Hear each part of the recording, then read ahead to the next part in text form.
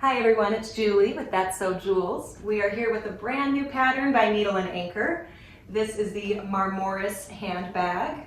She has the short or tall version of this available in the pattern. I made the short version. She also has 3 different handle variations that you can make for this. I did the top handle and I used these O-rings here to connect mine. You can also use D-rings or rectangle rings, as well as mix and match your handle preferences. It's such a cute size. I threw some purse feet on mine. I also used a classy turn lock. You can get creative with the turn locks. Use any one that you like, or you could even use a magnetic snap if you prefer. It also features some pleating on the front, as well as these magnetic snaps on either side. This just helps to cinch it in and give it that high-end look. But when you open your bag, they pop open and they give you tons of room in here. We've got a slip pocket with 2 pen slip pockets, as well as 2 larger ones on both sides. And on the other side of the bag, we have a zipper pocket. So surprisingly a lot of room in this little guy. So again, lots of options, lots of choices on how to personalize yours. I will have a direct link in the description on where you can purchase your pattern. For my materials, I use black Mora from Emmeline Bags in the color charcoal. All of my pretty rose gold hardware I got from Weft and Warp Co. My Decaville Light and Decaville Heavy that I used, I got from Mary Beth Made It. I also used her rivet template just to make sure to align my rivets perfectly. My interior fabric, this is a canvas. I got this from Blended Thread Fabrics. I sewed my entire bag on my 1948 vintage Singer. So this is a domestic friendly pattern. I noticed a lot of innovative techniques on how this bag was constructed. So if you want to see some new and maybe different ways to do a few things when you're making your bag, this is also a good video to check out. I would love to see what you made. Feel free to join my Facebook group. It's That's So Jules. If you have any questions at all that I do not answer through the video, feel free to leave me a comment in the description below, or you can ask me on any of my social media platforms. I'm always super happy to help, and I love to share the love of bag making with everyone. I hope you enjoy this tutorial and are just as in love with this cute purse as I am. So let's get started. I like to share that vintage dream. Because I'm working with canvas, I only interfaced my flap piece and my 2 main panels. If you were using cotton woven, you'd want to interface all of your lining pieces. You'll also have your zipper pocket main piece, as well as your 2 faux slip pocket pieces, your zipper pocket top, your zipper facing, and your 2 hidden connector facings. For exterior, you'll have your longer top handle piece, your top handle connector, and your shorter top handle piece, your back exterior panel, and your front exterior panel, a exterior flap, and then your base, which will be fused with Decaville Heavy instead of the Decaville Light. For hardware, you need an 11-inch zipper as well as a zipper pull, 2 magnetic snaps, and your connecting hardware depending what handles you're doing, purse feet and labels, which are both optional, your turn lock, and some rivets.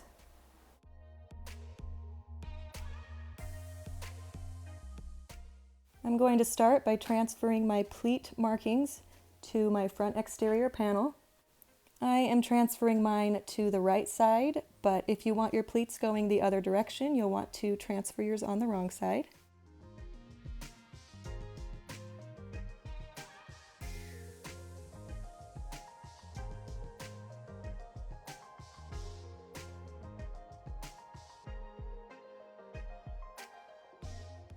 You'll also want to use your pattern piece to transfer your turn lock marking.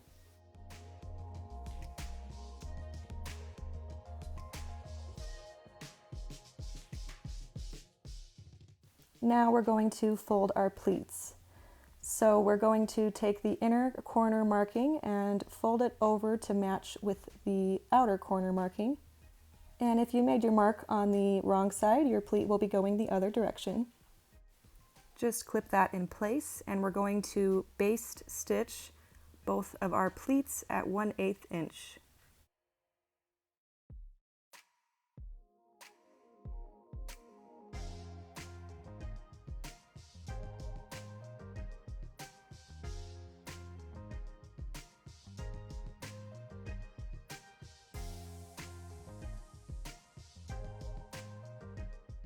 In order to prevent shifting, I start in the middle and then sew down towards each fold.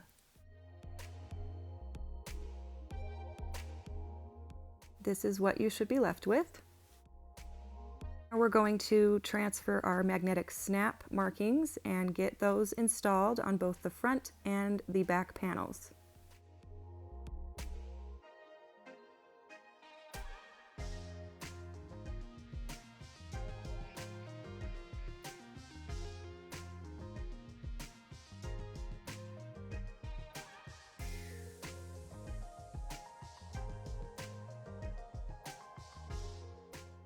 Now you should have those 4 snaps in place. I am going to cut the slits for my turn lock ahead of time just so I don't have to try to find that center later. So I am just determining which 2 slits to cut, and then I'm going to align the center of that washer on that marking I made and just cut those 2 slits.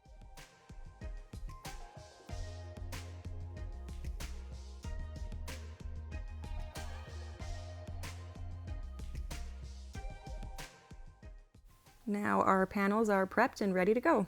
To prep your base, I'm going to just use an erasable marking pen. I'm using a chalk pen, and I am just drawing out 1-inch mark around the entire exterior. It just helps you have something to follow along to get that perfect stitch line. Once that's done, we'll take it to the machine and just follow that line you just drew and sew around the entire exterior.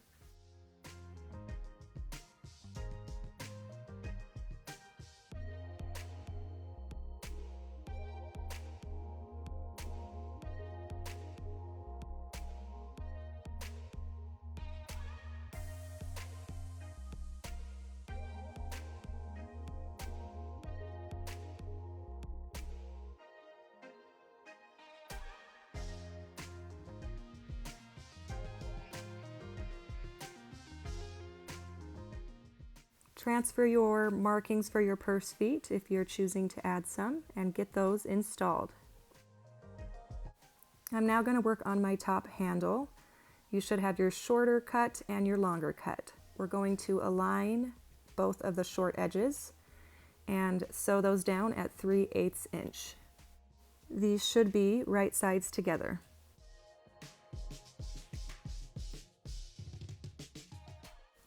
We're going to trim the seam allowance only on the shorter strap end. So we're going to fold that longer end out of the way and just trim that shorter one down. When you flip right side out, you want to push your seam allowance towards your shorter strap. And we are going to top stitch that down at 1/8 inch.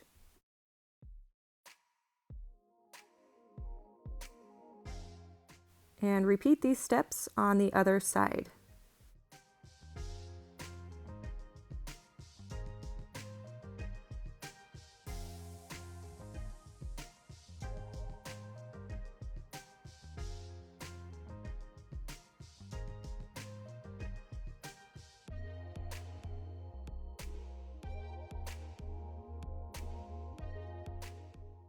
You should be left with a loop.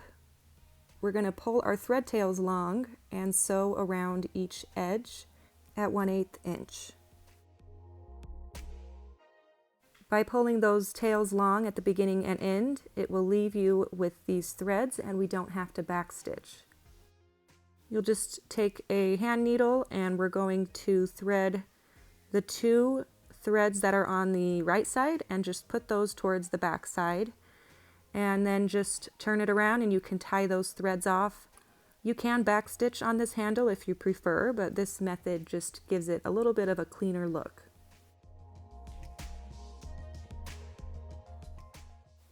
Next, place some double-sided tape on that shorter end, and we're going to just center those two side seams and press our strap down.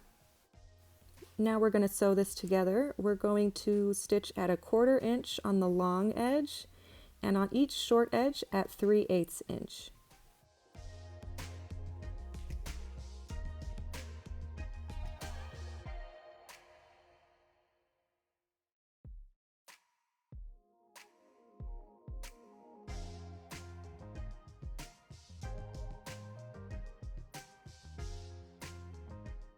Now your strap or handle is done, and we can set this to the side. Grab your top handle connector and place some double-sided tape down the center.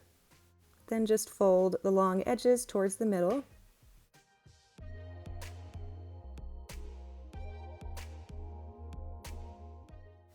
Top stitch this strap at 1/8 as well as 3/8 inch.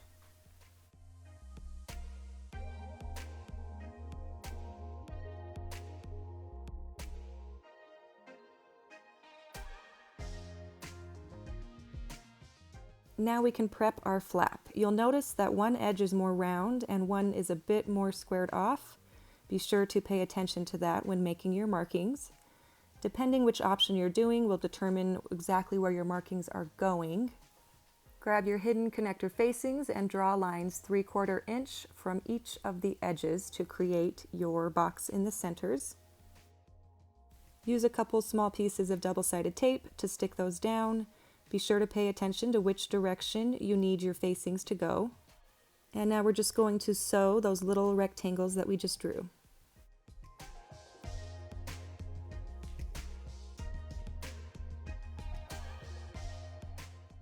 Now you can peel that tape off.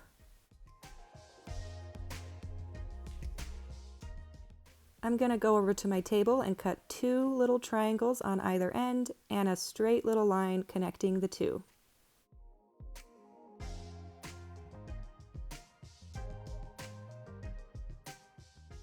Now you can push that facing through to the wrong side and lay some tape around the edges so that you can press it down.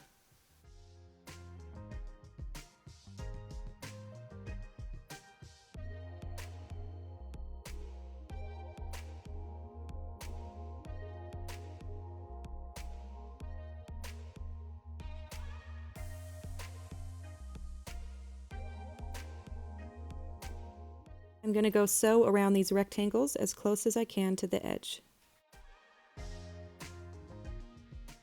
This is what it should look like after. Now we are going to grab our top handle connector and our hardware, and we're going to weave them through, starting on the wrong side and just pulling it through to the right side and attaching the hardware in between like so.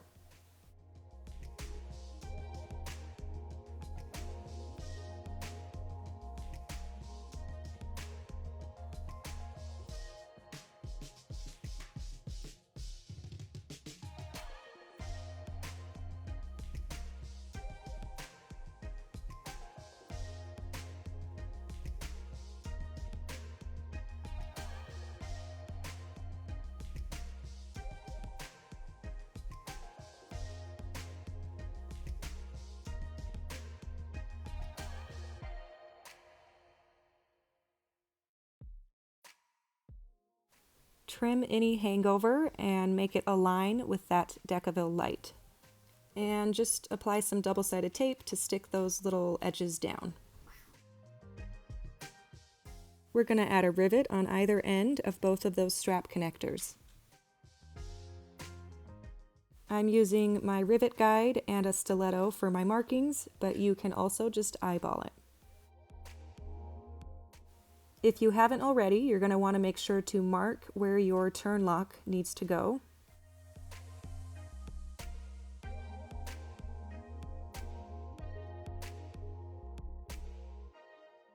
Now grab the lining flat piece and we're going to put these right sides together, clip in place and sew around at 3/8 inch.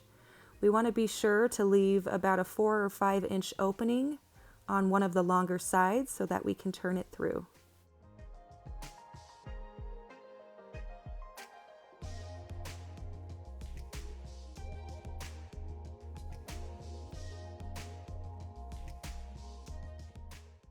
Use your pinking shears or just create little notches like I'm doing on all 4 of those rounded edges.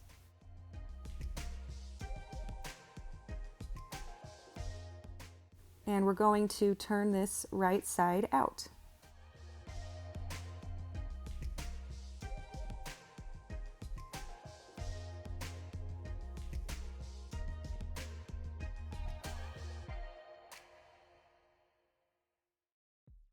So take that opening and fold those raw edges in. Just make everything align nicely. Clip that in place, and we are going to top stitch this. Now there are some markings on the pattern that you can start and stop at. I am just top stitching the entire thing, and I will show you what I did in place of that when I attach my strap. We are top stitching at 1/8 inch. Grab your exterior back panel, and we're going to find the center on the top.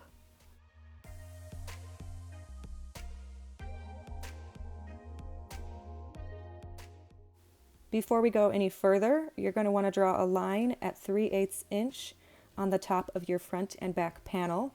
Be sure to use something that is erasable. This will help us when we construct our bag and we do the drop-in method.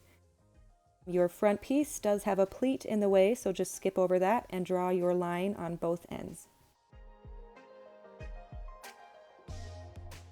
Make a centered mark 3 inches down from the top edge of your back panel. Place your flap down centered on that mark. If you did not use the markings on the flap pattern piece, you'll want to measure 1 inch down from the top edge of your back panel and clip that in place. We're going to top stitch from one marking over to the other. I am going to just follow over my 1/8 inch line I already did, but if you did do the markings on the pattern piece, you'll just want to start and stop right where you left off and right where you ended. We are also doing a stitch 1/4 inch away, so we're getting 2 stitch lines, one at 1/8 and one at 1/4, from one marking over to the other marking. It should look just like this, and now we're going to add a rivet on either end. Let's attach our front and back panels. So we're going to just align both short edges. It is easier to do this one at a time, so starting with one edge, we're going to sew that down at 3/8 inch.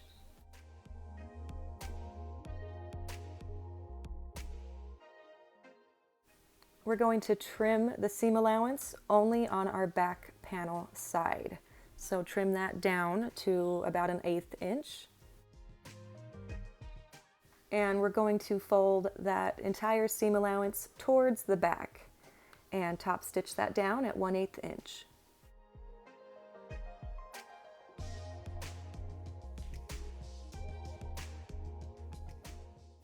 This is what it should look like when you are done.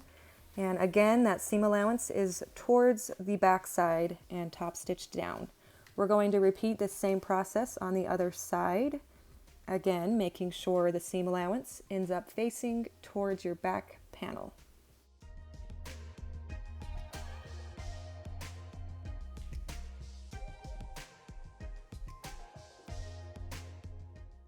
When top stitching the other side, you will have to be sure to kind of move your bag out of the way as you do so. Now match your side seams together and find the front and the back top edge centers. And just mark or make little snips in the centers.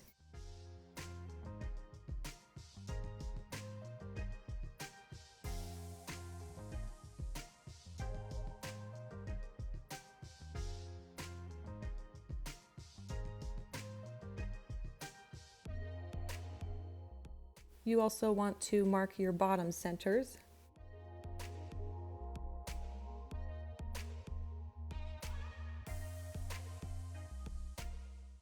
as well as the centers on each side of your base. Now we're going to attach our base to the exterior by clipping all of those center marks together.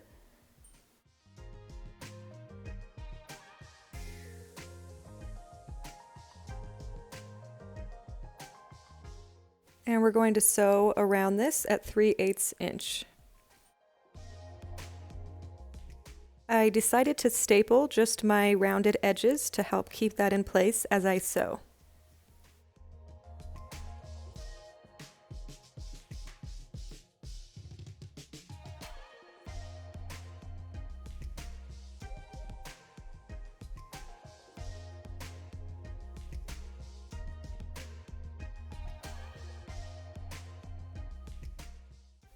If you did my little staple trick, then at this point you want to pull those staples out.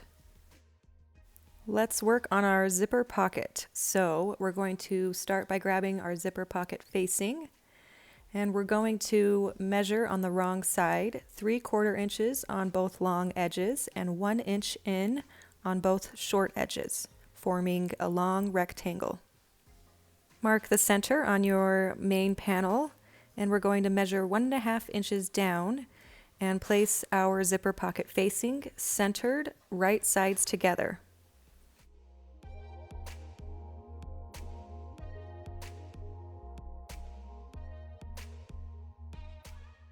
I'm just using a couple little pieces of double-sided tape to hold that in place. We're going to sew the top long edge and the bottom long edge of the rectangle that we just drew. Now we're going to cut 2 small triangles facing inward on both ends, as well as 1 long line connecting the 2.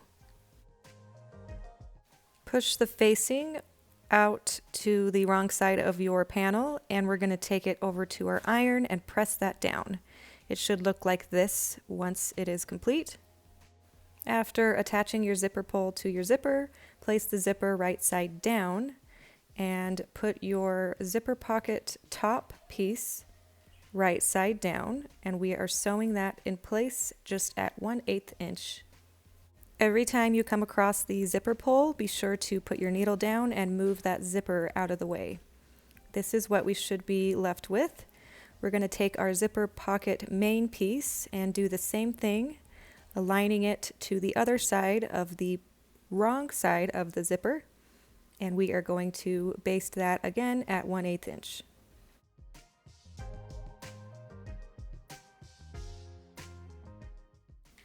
Your zipper pocket should now look like this. Lay this piece face down with the zipper face up and just apply some double-sided tape to the top and bottom edge of the zipper.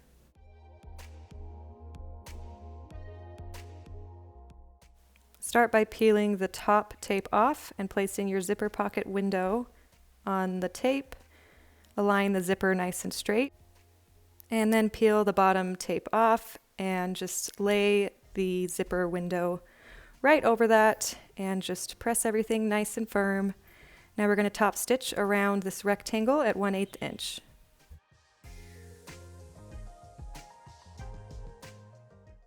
Again, every time you come up to your zipper pull, needle down, press your foot up, and pull the zipper out of the way.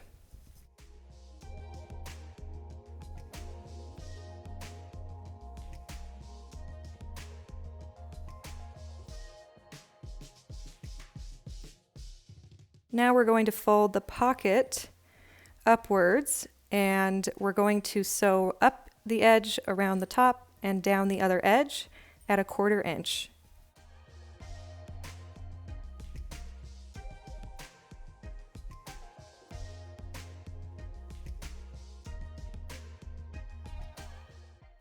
To reduce bulk from the top of the lining panel, I'm just going to trim that top portion down and sew it a little bit closer to that zipper area. And now our zipper pocket panel is complete. If you want to add any fabric tags, now is a good time to do so. Let's grab our faux trim slip pocket pieces and place those right sides together. We're going to match the long raw edge and sew that at a 1/4 inch seam allowance.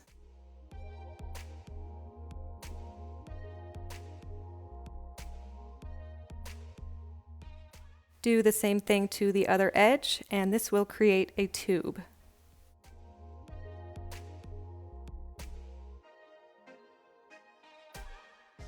And now we can turn this right side out. Now you can use an accent on the bigger piece of vinyl or just a different fabric, and it will give you a faux trim. I just used the same fabric on both pieces. I'm clipping one long edge just to get a perfect straight seam, and then I'm just pressing the top part up, and we are going to top stitch around that top portion. I'm top stitching 2 lines, but you can also do 1. That is just up to you.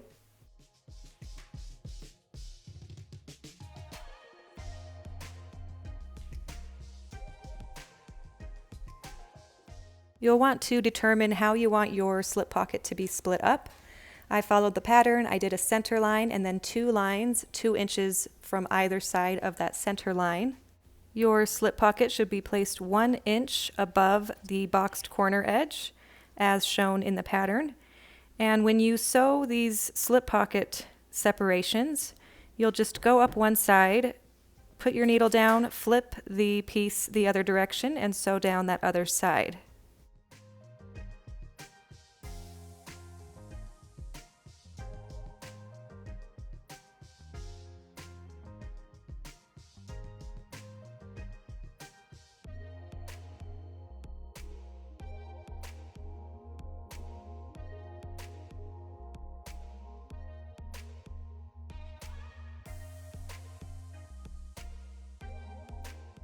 Here is a better visual. I placed my pocket 1 inch up above from that edge, and these are how my pockets turned out. I'm also going to place a rivet on the top of each of those separations. Before we put our lining panels together, we're going to do what we did with the exterior and draw a line 3/8 inch down the top of both of those panels. Place both lining panels right sides together. We're going to sew these sides at 3/8 inch. It is easiest to do one side at a time. We're going to trim just the seam allowance on the front panel.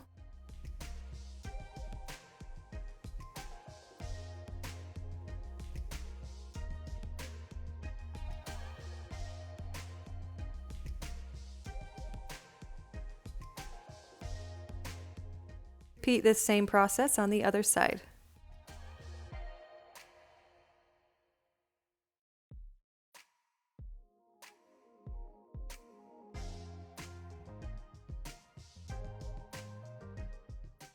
Now we're going to sew the bottom at 3/8 inch, and we're going to box our corners. So you want to take the seam allowance and press it one direction, and then press the other seam allowance the opposite direction, so that it lays nice and flat. We're going to clip the boxed corners together and sew that at 3/8 inch, trimming that down afterwards. And doing the same thing to both sides.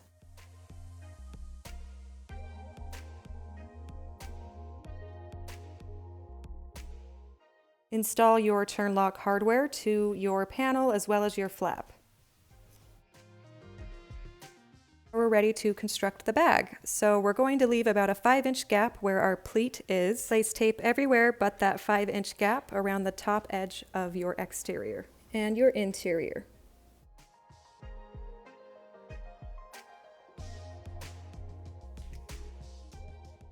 You'll notice I left a 5-inch gap on my front side of my interior as well. Before we begin final construction, we're going to fold over on the 3/8 line that we drew, and we're going to press that down on the tape, on the exterior and the interior, everywhere that has tape. So you will have about a 5-inch gap that is not pressed down that you didn't have tape placed on.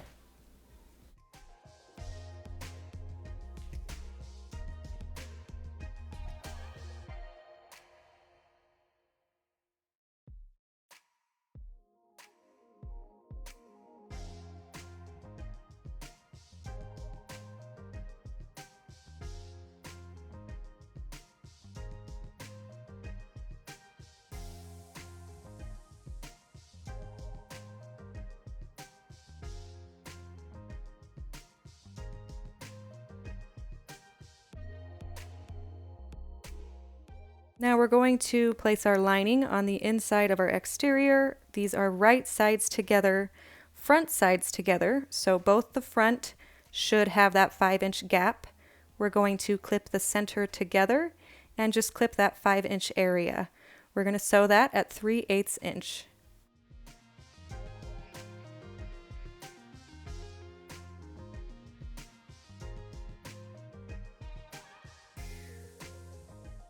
This is what it should look like. So just that 5-inch area over the pleating is sewn. Now we can flip it all right side out.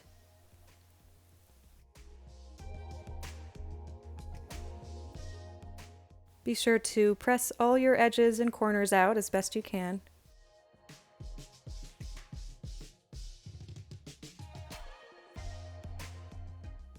Push the lining inside, and we're going to press that seam on that area we have just sewn and just push everything so that it folds nicely and clip that in place.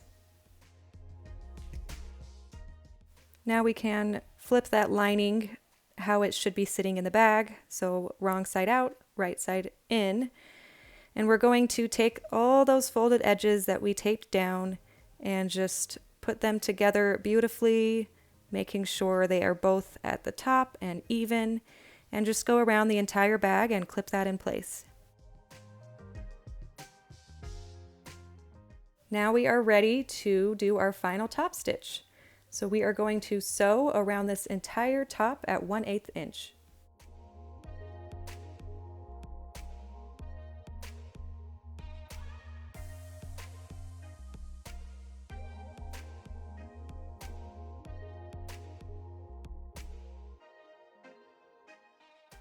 Be sure to move the flap down and out of the way when you get to the back of the bag.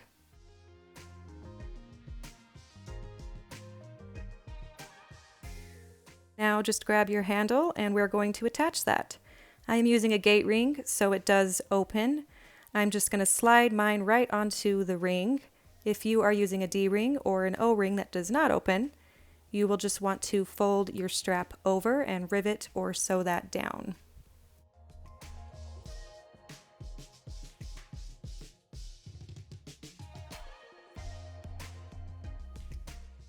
Your Marmoris handbag is now complete. Thank you so much for joining me, and I hope you found this video helpful.